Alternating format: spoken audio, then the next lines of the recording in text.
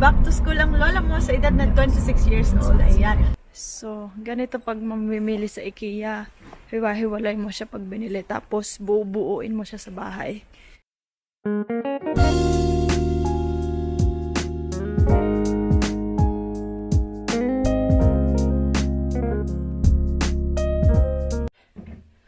Ito po ang karpentero sa abroad. Alright. So, welcome back to my channel for today's video. Gagawa ako ng vlog ngayon. Pupunta kami sa IKEA. Ano ba tawag dyan? IKEA? Dito kasi IKEA. Sa English ata IKEA. Hindi ko sure. Pupunta kami, bibili ako ng bagong desk, study table. Dahil back to school ang lola mo sa edad na 26 years old. Ayan. Yun ang ating update, live update. Welcome to my life. Charot. Like and subscribe. So, back to school ako. Nag-aaral ako ng para maging teacher. Maestra. Tate. Nag-aaral ko bilang teacher. Parang kindergarten teacher. I don't know how you call it. Nursery teacher. Or parang preschool teacher. Hindi ko alam. Basta parang ganun. Kindergarten teacher siya. So, dito kailangan aralin mo siya ng mag-apprenticeship ka ng 3 years. Plus yung pinaka how do you call in English? You know? Plus another 1 year na full time sa kindergarten. So sisimulan ko muna ngayon para matapos na. So dahil nag-volunteer naman ako ng 1 year sa kindergarten at nagustuhan ko ito, kaya nandito ako na mag-aral para maging teacher. Ayan, Diyos ko, sino bang makakapag-isip na teacher na babagsakan ko. Tingnan natin kung kakayanin dahil may mga reports din kami gagawin in German. So, ako rin yung mga ginawa namin sa kindergarten. So, parang ano siya, journal. So, ganyan. So, yung mga kaklase ko, pinakabata is 16 years old. So, 10 years younger than me. Tapos, pero at least pinakamatanda naman nasa 36 or 38 years old. So, nasa gitna pa naman tayo. Pero medyo may kaedara na. Pero okay lang yun. Nandito naman tayo sa Germany. Maestra ang binagsakan. Diyos ko po. Pero at least hindi naman ako gagawa ng mga lesson plan katulad ng sa mga college, sa high school, tsaka sa elementary. More on mga activities lang ng mga bata. Kasi for this year, naka-assign ako sa nursery. So, under, 3 years old, pababa. Under 3, ganyan. So, yung mga, more on palit-palit ng diaper, gano'n. Sanay naman tayo sa, tae-tae dyan. Ayan. So, samahan nyo kami mamili ng aking desk. Ayan, kung makikita nyo sa background, nandito na kami ngayon sa IKEA. So, bale pala, yung apprenticeship ko ngayon, so bale 3 days sa school. May mga subjects din kami, merong German, English subjects din. Tapos hindi ko pa alam yung iba. Kasi kaka-start ko pa lang. Tapos 2 days na, diretso na yung parang OJT, on the job training. 2 days ako sa kindergarten. Ang kindergarten ko is Metropolitan International School, which is parang feeling ko okay na okay ka sa akin kasi doon. Dati multilingual doon with German, English, French, I think, at saka Spanish. Pero ngayon ginawa na nilang bilingual lang, German and English. So pag nahirapan ako sa English, mag-German. Pag nahirapan sa German, mag-English. Pag hindi na kinaya, mag-Tagalog na lang. Okay, nandito na kami sa IKEA.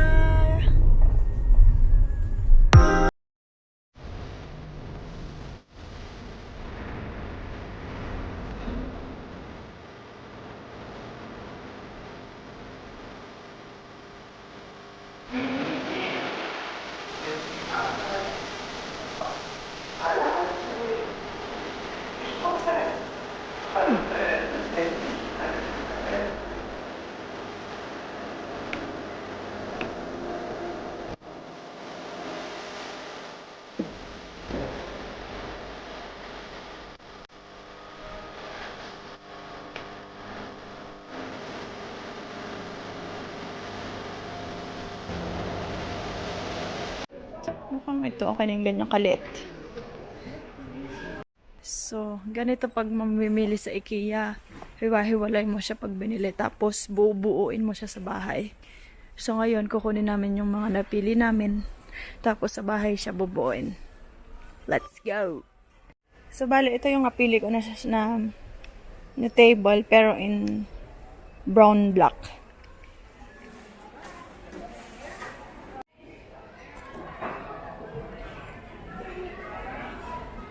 So, ngayon, i-haul ko muna yung mga napabili ko sa IKEA kahapon. So, first, ito yung table na nabili namin. Ano nga ba ito? Study table. So, ganito siya, karton-karton. So, bubuin ko siya para maging table. Ganun kasi sa IKEA. Tapos, nakabili ako ng organizer para sa drawer. Ayan. Yung mga, parang karton lang din siya ng mga ilang pira-piraso. Ganyan. Bumili ako ng tsinelas pang bahay. Gamitin ko sa kinagatan. Ito. Tapos, pamunas ng plato. 50 cents lang to. 4. Tapos, 5 piraso nitong box. 1 euro lang isa eh. Pang organize din ng mga gamit. Yan, siya. Maganda siya, matibay. Mukhang matibay. 1 euro. Tapos, basurahan. Para charot-charot. 1 euro 50 cents lang kasi ito. Mura-mura na. Tapos, ito, organizer. Yung lalagyan ng mga documents. Charot, piling estudyante. Ngayon ko naman nasa yung ganito. Nung estudyante naman ako. Wala naman ako mga table-table na gano'n. Dahil nagdo-dorm lang. Oh. Excited. Sa una lang motivated. Charot! Tapos ito rin organizer. Parang naman naging office. Ano pala itong mga binili ko. Basta gano'n pag estudyante dito. Kompleto. Regados. Bumili din ako ng upuan. Kailangan ko pa siyang buuin. Ito siya. Ayan. Aray ko. Bigat. Ganyan. May instruction naman dito kung paano. So, nandito yung paa at saka yung gulong nung upuan. Tapos, ito yung pinaka-upuan niya. Mura lang to 5 euro yung upuan. 13 euro yung stand. Okay, simulan na natin. So, simulan na natin ang pagbuo sa upuan muna. Tignan nyo lang.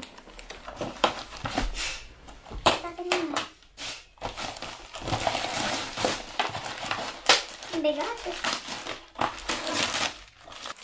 So, ayan siya. Ano siya, ganyan, mabigat siya. Ganyan. Ito yung mga kailangan gamitin. May instruction naman dito, kaya naman yan ng babae. Charot! Ito yung mga tornilyo sa ulo. Sa lumuwag. Ito yung, hindi ko alam, basta parte siya ng bako. Tingnan natin ako. Ito yung mga gulong. Saka mga paa. Ayan. So, ano natin gagawin? Basahin natin. Ayan yung niya. Instruction pala. Madali lang na. Parang grade 1, oh. Dapat daw sa ilagay. Sa carpet. Basta gagawin ko na lang siya. Manood na lang kayo. Dahil ito time-lapse ko ito. Enjoy watching!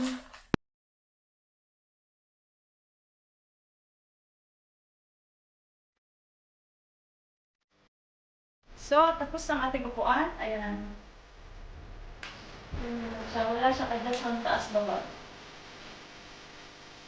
Ayan. Ito yung itsura ng table. Yan yung table na bubuuin. Ganyan siya. Ay, po. Ayaw magbuo. Ayan. Tingnan natin.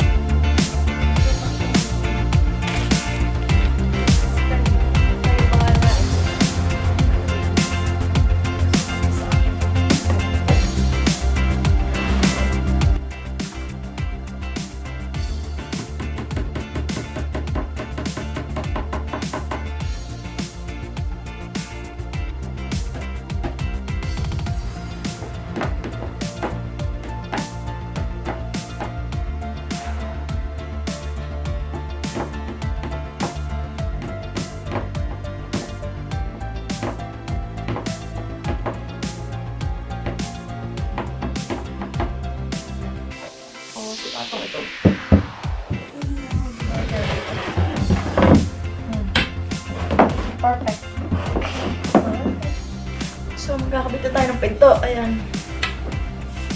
Pinto. Gusto ko dapat white and black daw.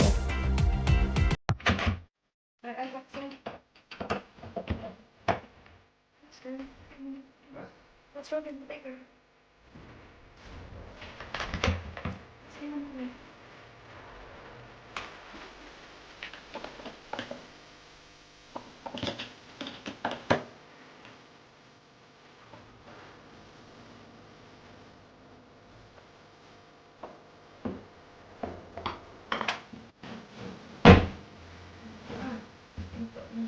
Shit. Oh, we're done. Okay.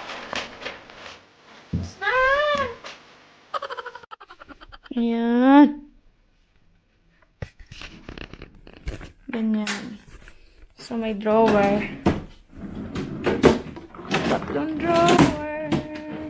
Lagayan ng mga papel. So, ito na yung mga organizer.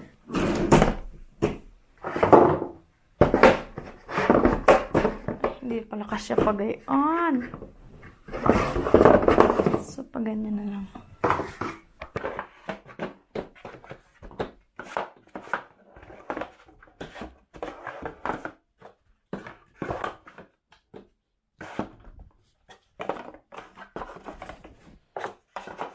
Yan. Para hindi sabog. Diba?